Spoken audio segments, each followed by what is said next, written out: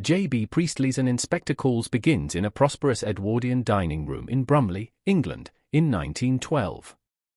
The Birling family, Arthur, his wife Sybil, their daughter Sheila, and their son Eric, are toasting Sheila's engagement to Gerald Croft, a young man from a richer, more established business family. The room is warm, polished, and self-satisfied, good food, good drink, and the quiet belief that money insulates you from consequences. Priestley builds this comfort like a fragile set piece, so the audience can feel how quickly it might collapse. Arthur Birling, pleased with his own importance, turns the celebration into a sermon. He boasts about his factory and his civic standing, and he insists that a man must mind his own business and look after himself. It's a philosophy that still echoes today in boardrooms and politics, where profit is treated as common sense and compassion is framed as naive. Priestley lets Birling sound confident and plausible, then primes the audience to question him. When someone talks like this, who pays the price for their certainty? The doorbell rings, and the play's temperature changes. Inspector Goole enters with calm authority, and Priestley's stage directions sharpen the lighting from soft celebration to something harsher and interrogative. The inspector announces that a young woman has died by suicide after drinking disinfectant in the infirmary. Her name is Eva Smith. She never appears on stage, yet the name becomes the center of gravity. Priestley makes Eva's absence powerful. She is a blank space that the privileged characters keep trying to fill with excuses. The inspector starts with Arthur Birling and traces Eva back to the factory floor. Eva Smith worked for Birling's firm and was regarded as a good employee until she helped lead a small strike for higher wages. Birling fired her for being a troublemaker, claiming it was necessary discipline and the right of an employer to protect profits. Under the inspector's calm questioning, the firing looks less like management and more like punishment, economic power used to remind workers that their lives are disposable. Sheila is next, and Priestley makes her confession sting because it's petty rather than monstrous. After the factory, Eva found work in a shop. Sheila, irritated by a minor slight and jealous of Eva's composure, used her social status to complain until the girl was dismissed. It's a small cruelty made lethal by a system that automatically believes the person with money. The scene feels modern, the ease of weaponizing customer power, the way a single complaint can topple someone living paycheck to paycheck, and the casual confidence that your annoyance matters more than their livelihood. Gerald Croft's involvement complicates the moral landscape. He admits he met Eva, using the name Daisy Renton, at the Palace Bar, a place where wealthy men drink while vulnerable women become prey. Gerald describes Daisy as frightened, hungry, and proud. He intervened to protect her from a predatory man and arranged rooms for her. For a while, she became his mistress. Priestley won't let Gerald's help settle into a comforting narrative. Kindness that depends on control is still a kind of power, and rescue can quietly become ownership. Sybil Birling enters the investigation as a defender of respectability. She resents the inspector's tone and treats Eva's story as a matter of manners rather than survival. When the inspector mentions a women's charity, Sybil is briefly confident this is her realm of public virtue. But she admits she refused Eva assistance when the pregnant girl came for help. Offended that Eva used the name of Mrs. Birling, Sybil punished her by denying aid. Priestley exposes how charity can become gatekeeping, an institution that protects the comfort of donors more than the lives of those in need. Eric, the Birling's son, begins to crumble as the inspector presses. He is awkward, restless, and clearly accustomed to drowning discomfort in alcohol. Under questioning, Eric admits he met Eva and forced himself on her when he was drunk. Priestley presents the confession with restraint, which makes it more devastating. Eric can't hide behind romance or misunderstanding, and the inspector refuses to let him shrink harm into a vague mistake.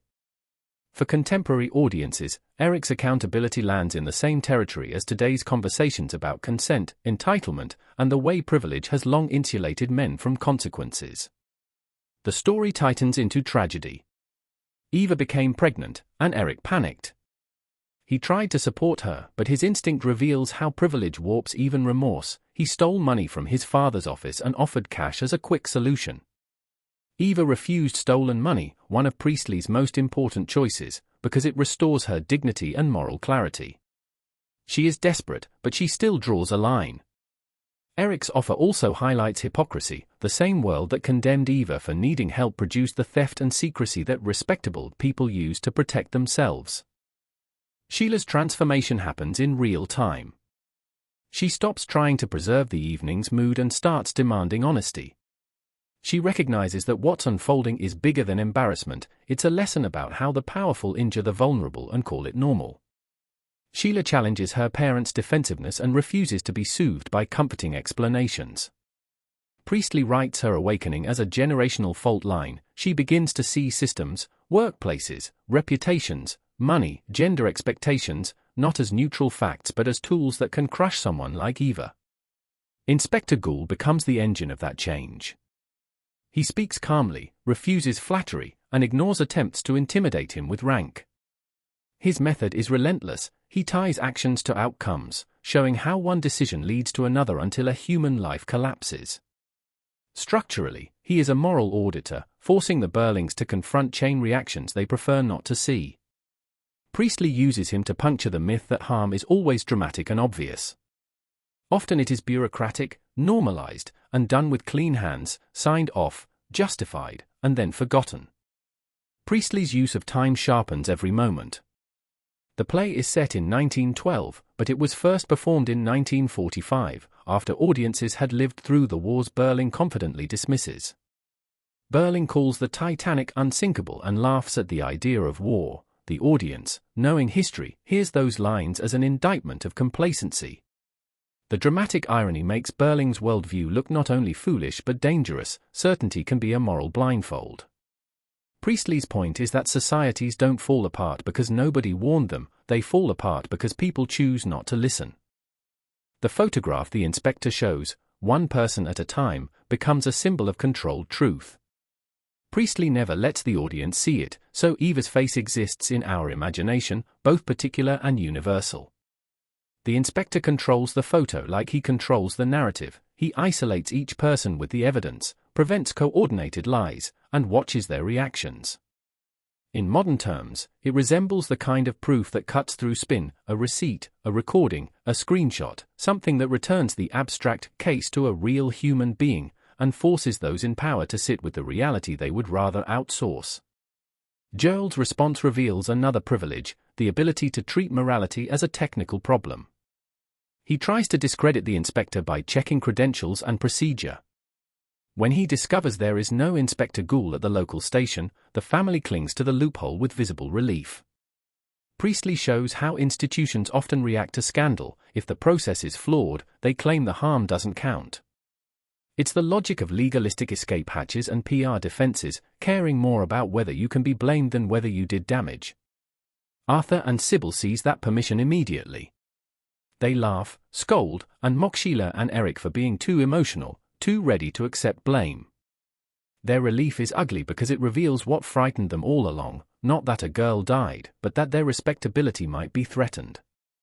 Priestley draws a hard line between regret and responsibility. The older Birlings want a reset, the kind of quick absolution that costs nothing.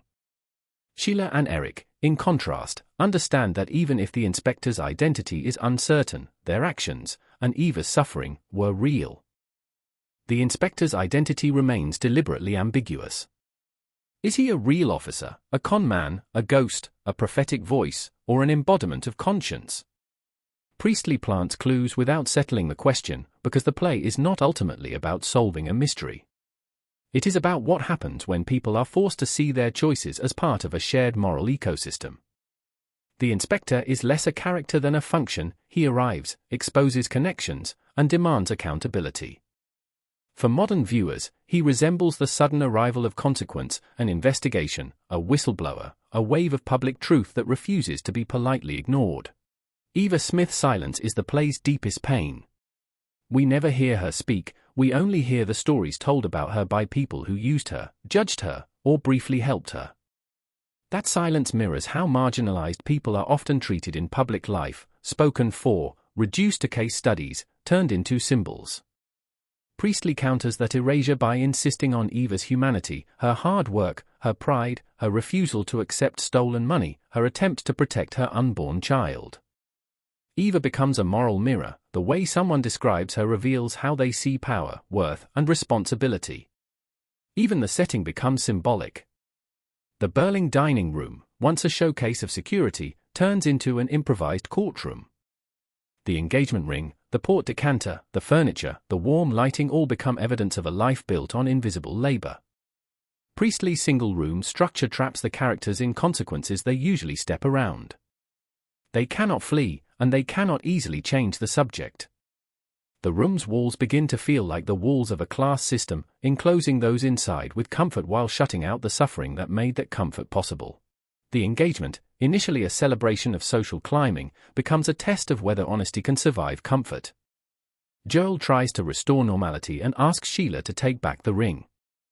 Sheila refuses, not to punish him, but because she refuses to pretend she is unchanged.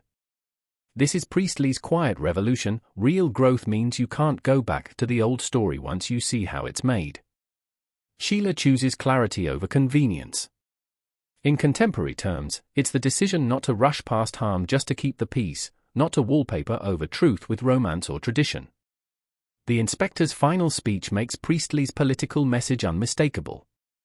He insists that people are responsible for one another, that society is one body, and that ignoring this truth leads to catastrophe. His warning, about being taught in fire and blood and anguish, is shaped by the wars Priestley's first audiences had survived, but it also points beyond them. It can mean any crisis created by neglect, economic collapse, social unrest, preventable deaths, even environmental disaster. Priestley is not subtle here because he is not writing a puzzle, he is writing a warning. Then comes the play's famous final twist. Just as the family convinces itself that the inspector was a hoax, the telephone rings. A girl has died by suicide after drinking disinfectant. A police inspector is on his way to ask questions. The ending turns time into a trap, consequences return until they are faced. It's a chilling image of moral repetition, how society keeps repeating patterns of exploitation until something breaks, and then calls it tragedy. For modern audiences, the phone call resembles the moment a buried story resurfaces, another victim, another inquiry, another chance to change, if anyone is willing. Beneath its plot, an inspector calls endures because it explains how harm is made. No single character murders Eva, instead, each person contributes a push, a dismissal, a refusal, a moment of selfishness, and together they produce a fatal outcome. Priestley anticipates what we now call systemic injustice, suffering created by institutions and norms rather than a single villain. The play invites the audience to look for the Eva Smiths hidden in everyday life, in low-wage workplaces, in precarious housing, in exploitative relationships, in bureaucracies that call cruelty policy. By the final blackout, Priestley has turned a private celebration into a public reckoning. The Birlings are not monsters from a different species, they are recognizable people with recognizable rationalizations, which is exactly why the play still bites. It shows how easy it is to tell ourselves we're decent while our actions quietly contradict that story. The inspector's challenge extends beyond the stage and into the audience. If you live in a world built on unseen labor and unequal power, where do you benefit, where do you look away, and what would it take to answer the knock at the door before the phone rings again? Let us know in the comments what book you would like to see next. We hope to see you in the next video. Happy learning!